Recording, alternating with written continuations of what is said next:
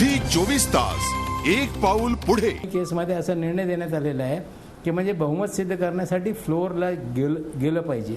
आजच्या घडीला राष्ट्रपतीकडे जे पत्र आहे लोकांचे त्यांनी विड्रॉ केले नाही म्हणजे त्यांच्या पाठिंबा आहे. मुलायम सिंगनी पण आज सांगितलं आहे तुर्तास आम्ही पाठिंबा काढत नाही. कुठलाही पक्ष ममता बॅनर्जी सोडल्यानंतर त्यांनी पाठिंबा काढलेला अशी परिस्थिती नाही. म्हणजे हा सरकार अजिबात अस्थिर नाही अशी परिस्थिती. निश्चित आपल्या पक्षाची भूमिका नवाबभाई आपण अत्यंत नीटपणे इथे मांडले, पण तुमच्या मनामधली सल तुम्ही समन्वय नाही हे बोलून दाखवले. गोपीनाथ मुंडे आपल्याबरोबर या ब्रेक नंतर नसणार आहेत, आपण त्यांच्याकडे पुन्हा एकदा जाऊयात.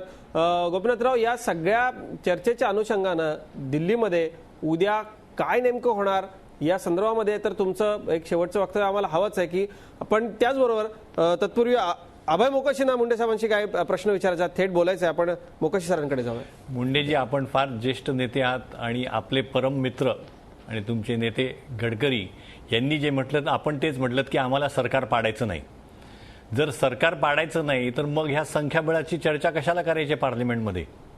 समजा ते हारले, एनडीए समजा युपीए हारलं तर मग एनडीए दावा करणार का? आपण बोलत सरकार पाडायचं नाही म्हणता ना. मुळामध्ये असं आहे की 2014च्या आधी आम्हाला निवडणुकीची घाई झाली ह्याच्या संबंधी आम्ही विधान केलेलं आहे. सरकार आम्ही पाडत नाहीये, ममता बॅनर्जींनी पाठिंबा काढलाय आणि मी नाही पण गेल्याच महिन्यामध्ये अधिवेशनाच्या पूर्वी शरद पवार आणि प्रफुल्ल पटेलनी प्रेस कॉन्फरन्स घेतली होती की कोणी कोणत्या क्रमांकावर बसावं आणि धोरणात्मक बाबीमध्ये आम्हाला विश्वासात घेतलं जात नाही. ह्या सरकारबद्दल मंत्रिमंडळाच्या बैठकीला पवार साहेब आणि पटेल गैरहजर राहिले. ही काय आम्ही केलेली गोष्ट नाही आहे. त्यांच्या मनात दुःख आहे. आता सरकार वाचवण्यासाठी ती सगळी दुःख विसरून त्यांना पाठिंबाही देऊ शकतात. त्यामुळं मला असं वाटतं की सरकारला 306 ते पाठबळ म्हणतात ह्या आठवड्यात ते राहणार नाही हे दिसतंय आपल्याला. कारण मला हे सांगा की समजा तुमच्या पाठिंबा अजून समाजवादी पार्टीने काढला नाही पण त्यांचा एफडीआयला पाठिंबा नाही ना. डिझेलची महागाई एक तर सरकारला हे निर्णय परत घ्यावे लागतील. तीच अट आहे त्यांची. समजा उद्या समाजवादी पार्टीचं ममताचं ऐकून त्यांनी डिझेलच्या आणि सिलेंडरची वाढ परत घेतली, एफडीआय परत घेतलं तर ते पाठिंबा देतील ना. एक तर धोरणांचा बळी द्यावा लागेल नाही तर सरकारचा बळी जाईल. ह्या दोन्ही शिवाय काही पर्याय मला दिसत नाही सध्याच्या परिस्थितीमध्ये. आणि म्हणून मला असं वाटतं की आज जो तुम्हाला पाठिंबा दिसतोय तो उद्या राहील की नाही हा प्रश्न आहे. मला स्पष्ट बजवायचं आहे की हे पाठिंबा उद्या असाच राहील असं चित्र दिल्लीत तरी नाहीये हे मला स्वतः स्पष्ट सांगायचं आहे. आणि मोकाशी साहेब, आम्हाला सरकार पाडायचं लोकशाहीमध्ये अल्पमतातलं सरकारही राज्य करतं हे आम्ही बघितलेलं आहे.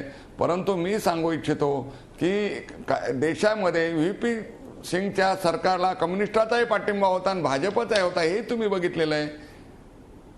आणि एका राष्ट्रपतीच्या निवडणुकीमध्ये आम्ही सगळेजण एकत्र होतो हे आपण बघितलेलं आहे. राजकारणामध्ये मला वाटतं एनडीए आता 4 पक्षाचं राहिलेलं नाही. एनडीएच्या मित्र पक्षामध्ये वाढ होईल आणि काँग्रेसचे मित्र पक्ष कमी होतील हे तर निश्चितच झालेलं आहे. सरकार पडेल की नाही त्याच्यासमोर प्रश्नचिन्ह आहे पण परिस्थिती बदलते आहे हे मात्र नक्की आहे. निश्चित या पुढच्या चर्चेमध्ये मुंडे साहेब आपल्यावर नसणार आहेत पण चर्चेला अनेक मुद्दे त्यांनी दिले आहेत. एक छोटासा ब्रेक आपण घेतोय, लगेचच परतूयात रोकठोकमध्ये. कुठे जाऊ नका, ही चर्चा अशीच सुरू असेल. पाहत राहा झी 24 तास.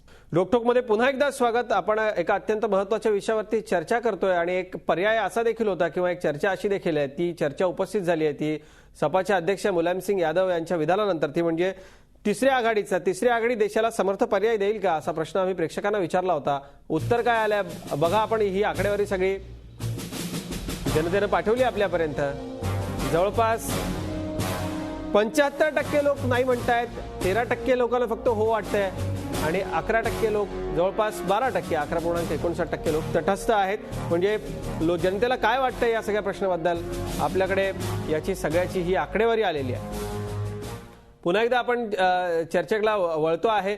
रत्नाकर महाजन, डॉक्टर रत्नाकर महाजन यांच्याकडे मी जाईन. डॉक्टर रत्नाकर महाजन, ब्रेकला जाण्यापूर्वी जो आपला एकूण चर्चेचा जो काही सूर होता की ठीक आहे सरकार राहील पण विश्वासाचा काय? विश्वासाचा प्रश्न खरा आत्ता भारतीय जनता पक्षाच्या बाबतीत आहे, तो काही युपीएच्या बाबतीत नाही. त्याचं कारण असं की आजच या खात्याचे संबंधित मंत्री आनंद शर्मा यांनी स्वतः असं सांगितलं की या सर्व निर्णयांच्या बाबतीत ते स्वतः ममता बॅनर्जी यांच्याशी नोव्हेंबरमध्ये हा विषय उपस्थित झाला, त्याच्या आधी 2 वेळा आणि आत्ता ज्या वेळेला निर्णय घ्यायचा त्याच्या आधी 3 वेळा, असं एकूण 5 वेळेला ते या विषयाबद्दल बोललेले आहेत. दुसरं असं की याच्या आधी एका मुलाखतीत चिदंबरम आणि आनंद शर्मा या दोघांनी असं सांगितलं की या संबंधीची चर्चा ही UPAची समन्वय नंतर राजकीय व्यवहारांविषयीची मंत्रिमंडळाची उपसमिती आणि राज्यांचे मुख्यमंत्री, मुख्य सचिव आणि संबंधित उद्योग वगैरे सगळे जे लोक आहेत त्यांच्याशी झालेली आहे. आता सहमती याचा अर्थ असाच असतो, त्या त्या क्षेत्रातले प्रातिनिधिक लोक जे आहेत त्यांच्याशी. झी 24 तास, एक पाऊल पुढे.